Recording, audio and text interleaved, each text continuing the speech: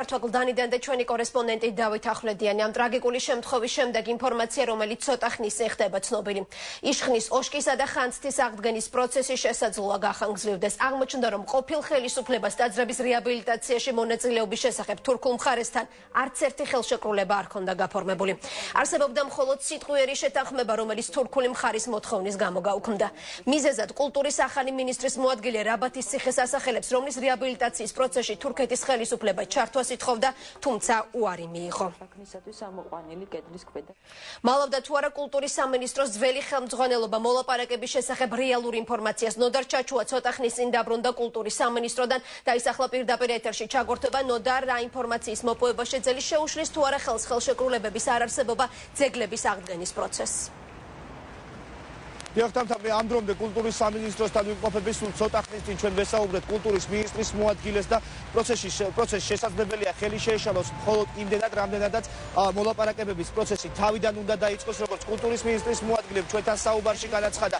ამ საკითხით დაინტერესების შემდეგ გაირკვა ინფორმაცია იმის შესახებ, რომ არანაირი ხელშეკრულება, არანაირი იურიდიულ დონეზე რაიმე სახის შეთანხმება თურქულ მხარესთან არ ყოფილა. აქამდე კი საზოგადოებას ინფორმაცია ჰქონდა იმაზე, რომ იშხნის, ოშკისა და ხანძთის ქართული კულტურული ძეგლების აღდგენაში ჩართული იყო როგორც კულტურის სამინისტრო, ასევე საგარეო საქმეთა სამინისტრო და მოლაპარაკებები თითქმის ბოლომდე იყო მიყვანილი. დღეს კულტურის მინისტრის მოადგილემ ჩვენთან საუბარში ერთ-ერთი მთავარი მიზეზიც დაასახელა, თუ რატომ ვერ მივიდა მოლაპარაკებები ლოგიკურ დასასრულამდე, ანუ ხელშეკრულების გაფორმებამდე. ამის მიზეზად კულტურის მინისტრის მოადგილე ასახელებს რაბათის ციხეს, როგორც ირკვევა თურქული მხარე ერთ-ერთი ძეგლის, ხანძთის ძეგლის რეაბილიტაციის პროცესში ქართველი მეცნიერების ჩართვის სანაცვლოდ ითხოვდა, რომ ახალციხეში რაბათის ციხის რეაბილიტაციის პროცესში თურქი მეცნიერები ყოფილიყვნენ ჩართულები, თუმცა როგორც კულტურის მინისტრის მოადგილე მარინე მიზანდარი დღეს ჩვენთან საუბარში აცხადებს, ეს პროცესი საქართველოს ხელისუფლებამ, კერძოდ კი ახალციხეში რაბათის ციხის მშენებლობისა და რეაბილიტაციის პროცესი იმდენად დაჩქარებულ ტემპებში განახორციელა,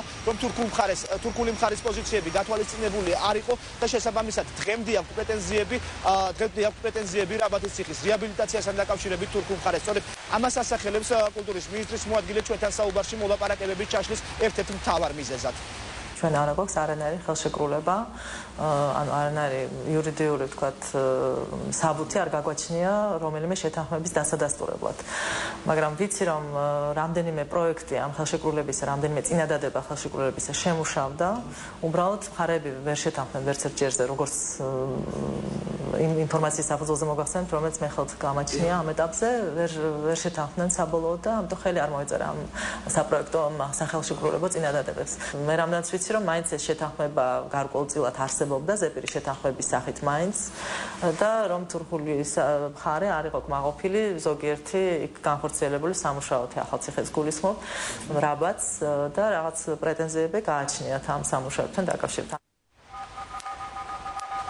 მეცხრე ახლის გადამღები ჯგუფი დღეს ესაუბრა კულტურული მემკვიდრეობების სააგენტოს ხელმძღვანელს ნიკოლოზ ვაჩეიშვილს, რომელიც უშუალოდ იყო ჩართული თურქულ მხარესთან მოლაპარაკებების პროცესში და კულტურის მინისტრის მოადგილის მიერ გავრცელებულ ინფორმაციას, რომ არასაირი იურიდიული ხელშეკრულება კულტურული ძეგლების აღდგენასთან დაკავშირებით არ არსებობს, ისიც ეთანხმება, თუმცა ისაც ცხადებს, რომ რამდენიმე ვარიანტი განიხილებოდა, რის შედეგადაც უკვე უნდა მომხდარიყო ოფიციალური ხელშეკრულების გაფორმება. რაც შეეხება რაბათის ციხესთან დაკავშირებით თურქული მხარის უკმაყოფილებას და უკმაყოფილების შესახებ ინფორმაცია დღეს ნიკა ვაჩეიშვილს ჩვენთან საუბარში არ დაუდასტურებია, როგორც ის აცხადებს, ერთ-ერთი მოლაპარაკების ერთ-ერთ ვარიანტად განიხილებოდა რაბათის ციხე, თუმცა ქონდა თუ არა რაიმე უკმაყოფილება უკვე რაბათის ციხის რეაბილიტაციის შემდეგ თურქულ მხარეს, მას დღეს ჩვენთან საუბარში ეს არ დაუდასტურებია.